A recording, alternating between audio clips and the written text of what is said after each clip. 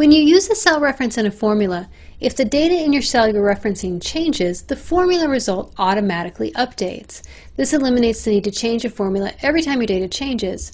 But cell references can take three different forms. The default cell reference is a relative cell reference. This type of reference is relative to its position. This means if you were to copy the original formula down one cell, the new formula row reference numbers would be increased by 1. So in this case, I've got a formula that is equals the sum of B6 through F6. When I copy that formula down, it automatically increased my row numbers by 1 and now references B7 through F7. But there are times when you may not want the cell references to automatically change relative to the new location. In this case, you need to adjust your cell references to absolute cell references. An absolute cell reference is one that doesn't change, and I'll give you an example. My formula for commission total here is my commission, or my total sales, times my commission rate. So G6 times H3. Now if I were to copy this formula down, let's see what happens. I'm going to get 0, which I know isn't true because I actually have sales here. The problem is when the formula was copied down, G6, right there, became G7. That's accurate, but look what happened to H3. It became H4. It dropped it down. So in this case, I really need this second cell reference, H3, to be absolute, which tells Excel, when this formula is copied, I don't care where you go, you always have to look at cell H3. And you do that by adding dollar signs to it.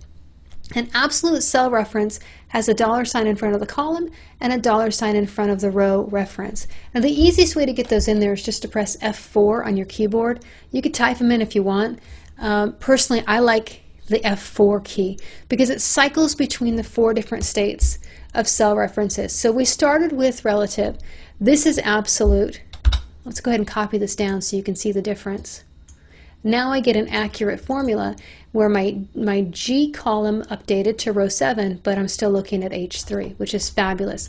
Now we're back into edit mode. Let me show you the other two versions, and they both fall under a mixed cell reference. And all a mixed cell reference means is that a cell reference contains both a relative cell reference and an absolute cell reference. So instead of having $H, $3, one of my mixed cell reference options is H, $3. The other is $H3. Basically, the dollar sign constricts whatever comes right after it. So $H3 says wherever you go, column H has to stay the same. But if you copy this formula down or up, feel free to adjust the row number.